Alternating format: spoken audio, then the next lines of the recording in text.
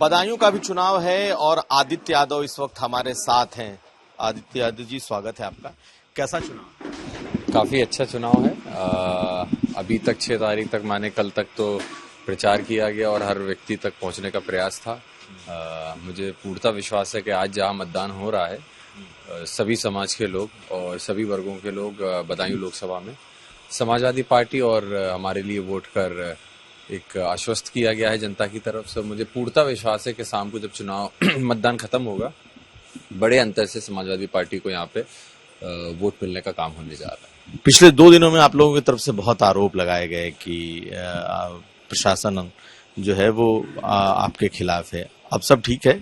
जी बिल्कुल, देखिए अभी तक तो कुछ शिकायतें आई हैं, लेकिन कल जब प्रचार परसों जब प्रचार खत्म हुआ तब तक हम लोगों ने लगातार ऑब्जर्वर से, डीएम से और एसएसपी से बात करी।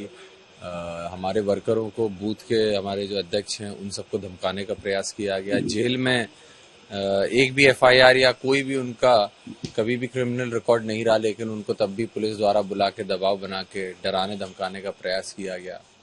लेकिन अच्छा ये था कि हम सभी लोग तैनात थे और थानों तक भी गए। अपने लोगों के लिए हम लोगों ने पैरवी की, उनको छुड़ा के भी लाए हैं। और प्रयास यही है कि जो डर और भय का माहौल बनाने का प्रयास किया गया था उसको खत्म किया जाए, क्योंकि भारतीय जनता पार्टी के पास आज बदायूं के अंदर कोई मुद्दे नहीं है।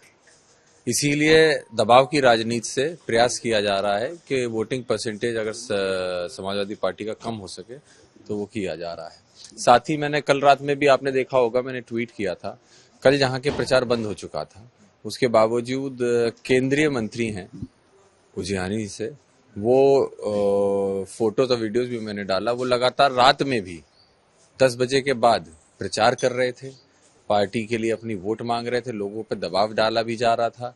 अपने साथ जो उनका मंत्री हैं तो स्वाभाविक सी बात है उनके साथ पूरा लश्कर होगा, उसके द्वारा प्रशासन के द्वारा दबाव भी डालने का प्रयास कल किया गया है।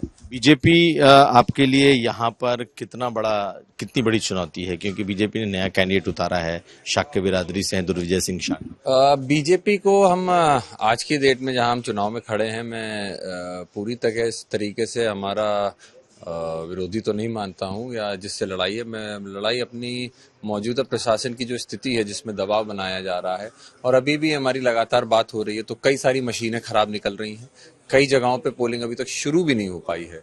तो प्रयास हमारा यही है कि सुचारू रूप से सही तरीके से मतदान हो सके, जितने भी मतदाता हैं उनके वोट पड़ सकें। प्रयास ये किया जा रहा है। पर्चियों की समस्या आ रही है तो उनको भी खत्म किया जा रहा है। शिवपाल जी ने जिला छोड़ दिया है?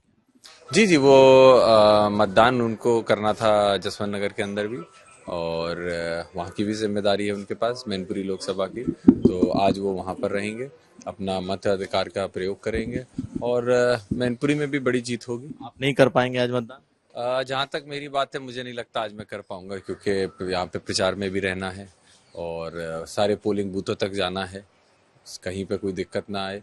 अभी तक जो दिख रहा है उससे हमें लगता नहीं है, क्योंकि बहुत सारी शिकायतें आ रही हैं। तो अगर शिकायतें हैं तो मुझे नहीं लगता कि मैं इतनी जल्दी 4-5 बजे तक भी फ्री हो पाऊंगा। जीत का आपको पूरा विश्वास है कि जीतेंगे? जी बिल्कुल, देखिए हम लोगों तक पहुंचे हैं। अगर हम जीत की बात कर रहे हैं तो हवा में बात नहीं हो रही है, बात हो रही है जमीनी स्तर पे जो काम किया गया है, लोगों से जो कनेक्शन बनाया गया है, पूर्व में धर्मेंद्र यादव के समय पे जो काम हुआ है उसको लेकर हम लोग पूरी तरीके से आश्वस्त हैं कि इस बार बदायूं में निश्चित समाजवादी पार्टी जीतने जा रही है। तो हमारे साथ थे आदित्य यादव और इनका कहना है कि प्रशासन का तो दबाव है लेकिन जीत इनकी ही होगी, क्योंकि जनता इनके साथ है।